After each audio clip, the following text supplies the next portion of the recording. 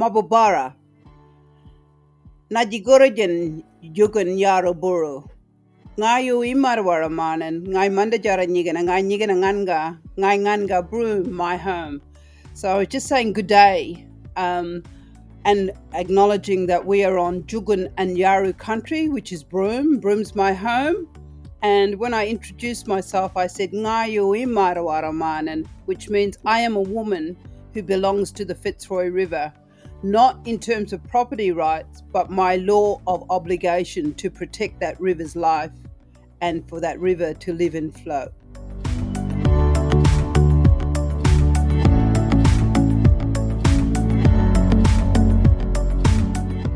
Jaidai Buru Nyigana. I am based on the Fitzroy River in the Kimberley region of Western Australia, and my work is within the Fitzroy River catchment.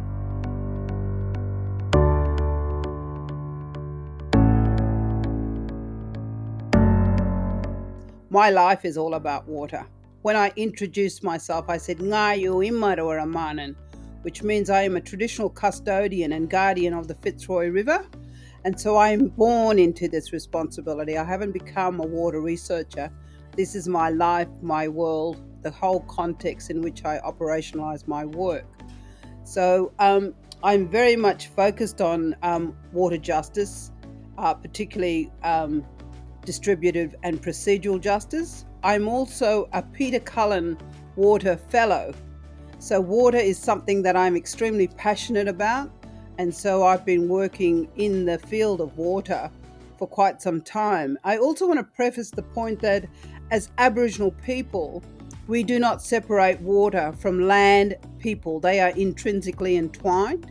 And even though I'm talking today and sharing about water, the world in which I live is really about integrating all of those forms of relationship so that we can learn to see and be in our world from a holistic perspective rather than saying, okay, I'm dealing with waters, I'm dealing with land, I'm dealing with environment. And this is very, very important because this is one of the issues that we are confronted with today in terms of the fact that at the moment we have the National Water Initiative and we're still trying to find out as Australians how we should be good water stewards for our living water systems.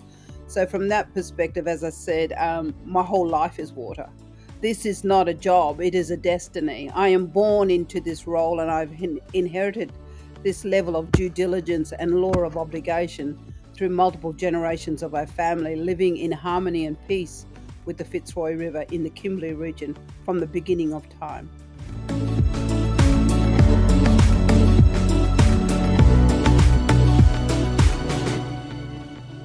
And I focus on a whole range of water research and water justice issues because, as I said, particularly because I'm an Indigenous Australian and an Indigenous Australian who's managed an amazing living water system from the beginning of time. So when we hear the story of water justice, there are many stories out there globally in regards to how we should be managing our scarce water systems wisely in 2021. There is complex bodies of evidence, but in particular from the Bureau of Meteorology, that says that as Australians and indeed the world, we must be learning to live with less water. We must learn to live with less water. And yet when we look at water injustice, particularly in the Kimberley region and the Fitzroy River, what we see is invasive colonial development, which is unjust, not on just terms. All of the standards that you would expect from government to be brought into a water justice space is at the moment non-existent.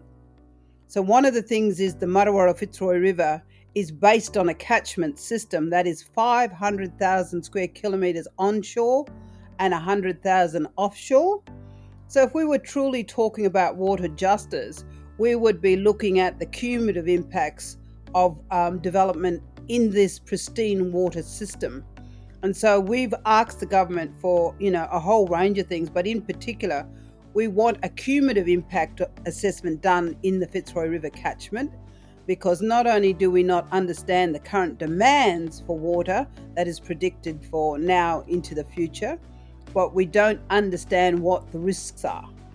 And so we're currently moving into a space in Western Australia where Monday was supposed to be the day when the state government, who has put out a draft Derby water allocation plan and a much larger discussion paper in regards to looking at water allocation take from the Fitzroy catchment. And yesterday we were told that they will be extending that period. So part of water justice is to make sure we have procedural justice, that everyone in the region who is going to be impacted on, particularly around water development, water extraction, water planning, is aware of what the intent of the government and big business is for the Fitzroy River catchment. So from my perspective, we have seen what has happened in the Murray-Darling Basin. We are heavily connected to the people around the Barker and the Barker River. We have invited traditional owners from there, Badger Bait and Grant Rigney, to come to the Kimberley and share their experience of the water injustice that has happened in the Murray-Darling Basin. We talk with Rob McBride, and we've seen the work that he's done and his beautiful daughter. And what they're saying is that if we're seriously talking about water justice, procedural justice in terms of equity and fairness for all, then we need to start at the beginning in terms of negotiating what would a governance arrangement look like for bringing everyone to the table, so we have informed consent and we can truly collectively make these decisions on such an important resource such as water, of how citizens in the region work with local, state and federal government and potentially those stakeholders who want to do business in this area. So one of the things we see is that we call them the big greedy frogs. They've swallowed up quite a bit of water in the Murray-Darling Basin, and they've bought up property in the Fitzroy catchment, and they're waiting to gobble up all the water that's here. So we've got our spears out ready to give them a poke so that they don't become too greedy and there is distributed fairness in water. But what we're seeing at the moment, particularly because of these two big documents on the table, is that we need security, we need confidence from government to ensure that we have certainty for maintaining our lifeways, our livelihoods, but most importantly, the right of our sacred ancestral being, the Martuwarra Fitzroy River, to live and flow. We already believe it has a right to life because we've been engaging with it for over 60,000 years as a living system. We communicate with it, we cry with it, we celebrate with it, we share it. And what we're saying is that this Fitzroy River is National Heritage listed, which means it belongs to everyone, including you watching this video today.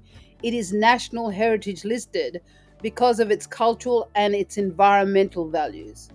And so that's very, very important. But given that Monday was the story of the explosion of Juukan Gorge Cave, which I'm not sure if you're aware of, but in the incident of the explosion and the destruction of Juukan Gorge Cave, what we collectively did as fellow Australians, we destroyed 46,000-year-old evidence of the first form of human thought. So what we're saying is that if we're going to deal with water, if we're going to deal with land, if we're going to deal with the environment, Indigenous people who have been the guardians of these living water systems from the beginning of time need to be front and center of that discussion, those negotiations, and the consent to move forward on what does just development look like on just terms.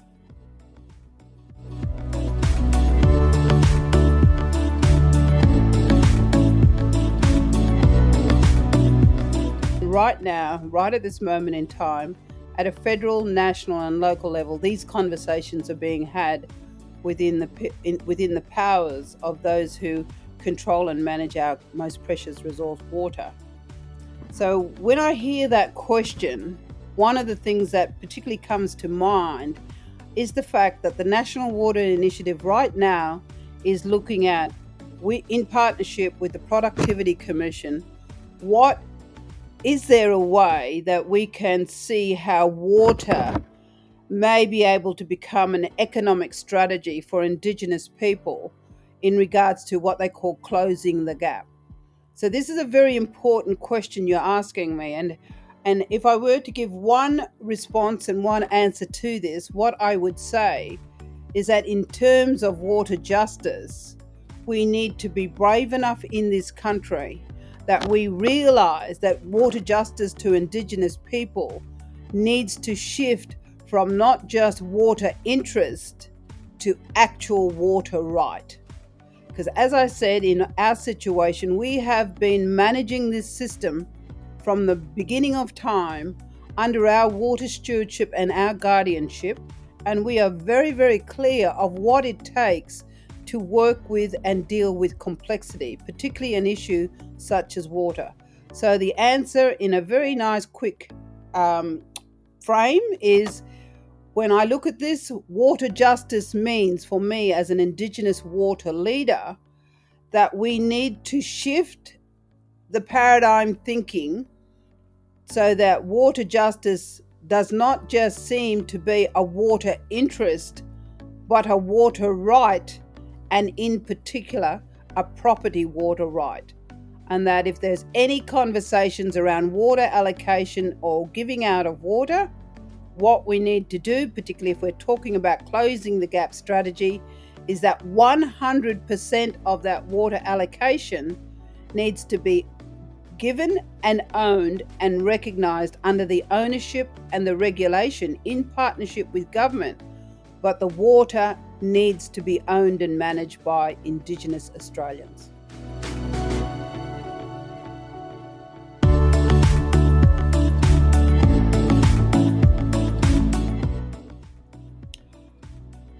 One of the things I'm looking at in terms of the area of expertise that I want people to, fellow Australians and indeed the world, to know more about, is that one of the things is, at a Commonwealth level, there is this Commonwealth policy that goes to about 2030 called bioregional frameworks. And it is a Commonwealth policy in which every bit of land and water in our nation is mapped out into bioregions. And what I'm saying is that I believe this is a real opportunity in time where we need to look at what would a bioregional framework look like, particularly when we're talking about water planning, water extraction, water management in the Kimberley. And my answer would be, we need serious investment from government to allow us to establish a entity that can focus on bioregional framework, bioregional planning, bioregional management. Why I'm saying that is that within the Kimberley region, within the West Kimberley region, the bioregional framework would include both saltwater and freshwater interface. And so from that perspective, we would be able to unite, have a unity pathway, share information, understand the situations in regards to looking at development, decide whether development can proceed, and also the process for monitoring and evaluation. So there is a particular piece of land under the bioregional framework called the Dampier lands. That takes the whole of the Fitzroy catchment and the coast, and so we would be able to deal with saltwater freshwater interface. This illusion that the water that is pouring out of the Fitzroy River is wasted into the sea is a ridiculous concept. And if we had this sort of framework, we could collectively, as citizens in the region, sit around the table and work at this from a collective cooperative paradigm in terms of how we manage our most scarce resource, which is the Fitzroy River, not just for now, but for generations to come.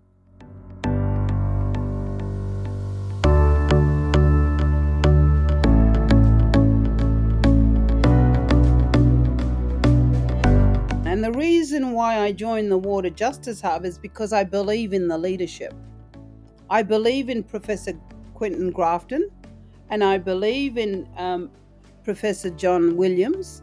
I believe that these are men of wisdom, of standing, who can guide a water justice process in this nation over the next 3 years. So I've come in mainly because I believe in these people.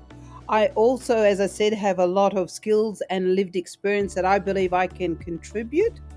When we talk about water in particular, we are talking about complexity. So we need collective wisdom to be able to inform how are we going to deal with this in 2021? So, as I said, I come from a world of water. I'm born into water. I understand this system and its interrelationship with land and people and the environment, and I believe I have something to contribute. And so, I think this is all of us working together in a very collaborative way.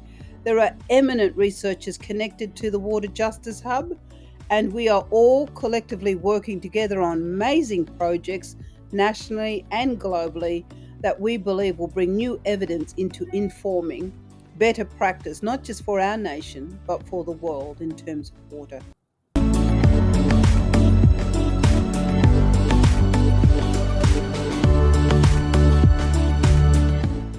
There's a couple of water heroes in this nation that I've been working very, very closely with. I mean, the work that I do, and I've just finished I've just finished submitting my second PhD, which was on 12 publications, which include poetry, films, and different ways to tell the story on water.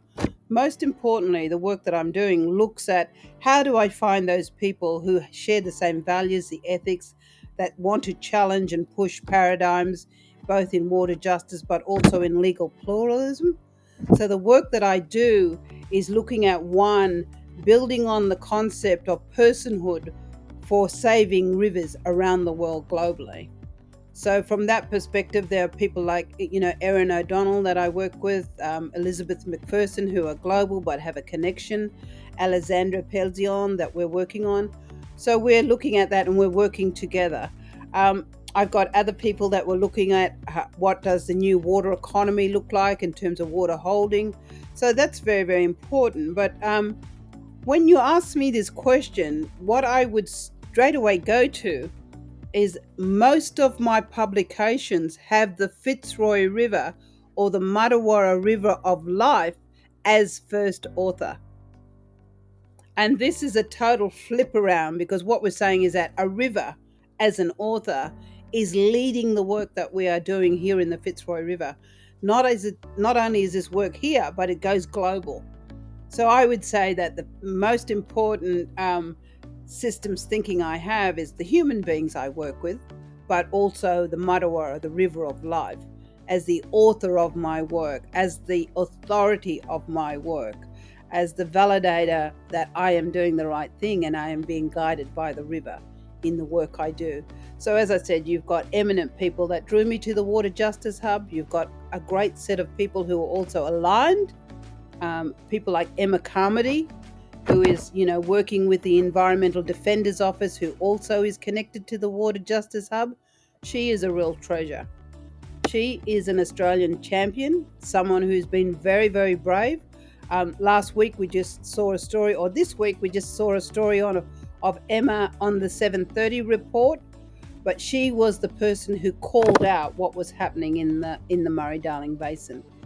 And many, many years ago, when I traveled in the US and I was getting into this type of work, one of the senior traditional owners from that side of the country said to me that if you want to be a brave, you have to be brave. And that is what Emma Carmody brings to the Water Justice Hub. She is a brave human being. She challenges and pushes the system. Those other people that I'm working with, we have a new conversation where we are seeing the emergence of ancestral personhood into legal pluralism.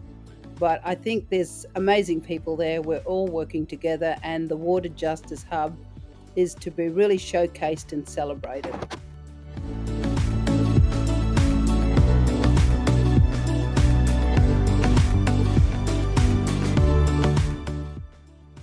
Yeah, no, that's a very important question, and it's got a little bit of a story to it. But I think one of the most important things is, I'm a scientist, obviously, an Indigenous scientist, but I'm a biophysical social scientist, Peter Cullen water scientist. So I am very, very much wanting to look at what does the evidence tell me? How do I triangulate that? How do I get rigor into all of this?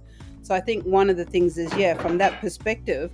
But I think the most important point for me that I'm making with this is that I think as human beings, we're a little bit testosteroned out on evidence. We need to find new ways to communicate with the people We need to find different ways to communicate with the people, to bring the people with us. So when I look at that and think, okay, what's my favorite memory? The favorite memory I have is the fact that many, many years ago, the work that I do in France around water justice in Montpellier, we had one of my colleagues come over and he said, do you realize Le Meuse is the oldest river in the world?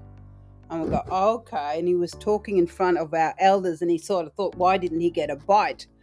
And that night when I went back to talk with the elders and they said, you're going back to France next week? And I said, yes. And they said, we want you to take some of the water, the memory of the Martuwarra, and you must find that old river, the Le Meuse, because if that's the oldest river in the world, that river will tell us what the humans have done, and we will be prepared when they come for the Fitzroy River. So in that exchange, we did all that, but the point was I wrote a beautiful play that toured France and Belgium, and it was called Two Rivers Talking, because I think we need to find different ways to communicate to people, and that's why film and art and culture are important tools that a lot of water researchers do not use, but are powerful in sharing the message of what do we have in common, that rivers communicate, that rivers find their own ways of being able to sing and dance and hold memory and try and keep humans accountable. So from that, I would say, I do so many different things. I'm a filmmaker. I write plays. I write poetry. I publish. I tell stories. Because as I said, we need to find different ways to get the message across to different audience. And the fact that I have 3 masters and 2 PhD means I do have standing and I can communicate with those people in published papers, books, stories. But I think really when we're talking about something so precious, we need to use art and culture and different ways of telling the story and communicating to our audience. So we got their emotional hook, and we call this from our side, from our culture side, waking up the snake. So I have produced multiple podcasts that's out there in the global landscape, but the theme is wake up the snake. How do we wake up the consciousness of the people so that we can bring the people with us on the journey of what justice, water justice, justice and equity for Indigenous people can look like, must look like, should look like.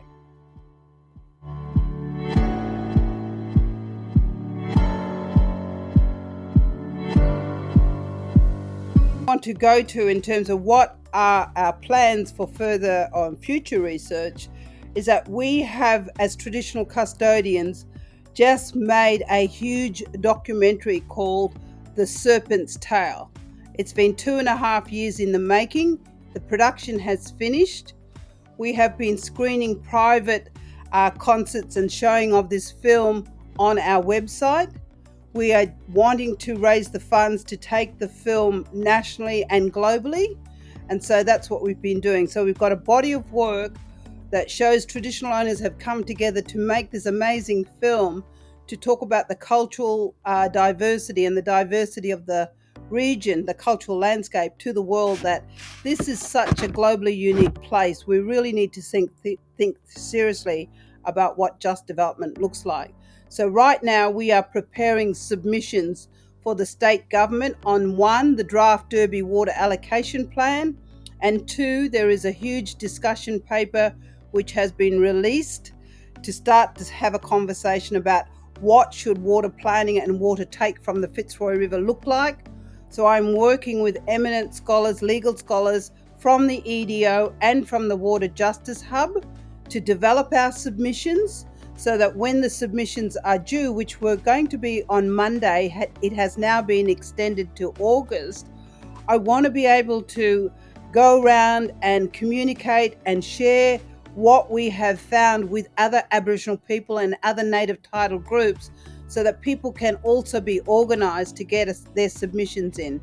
And then from there, we have written a conservation and management plan for the Fitzroy River, how we are to manage this estate.